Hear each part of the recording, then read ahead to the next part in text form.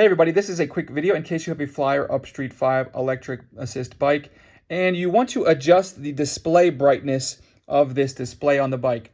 Now this is real easy to do. We just need to access the settings menu, and we're going to access and control everything on the settings menu off of the handlebar here.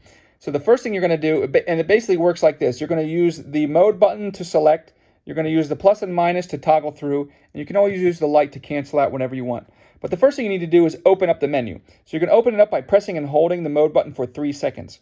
Once that happens, that'll open up the settings menu, and from there you can toggle down to the My FLYER menu and hit the mode button to select that. And then from there you can toggle down to the light button to menu and hit the mode button to select the light menu.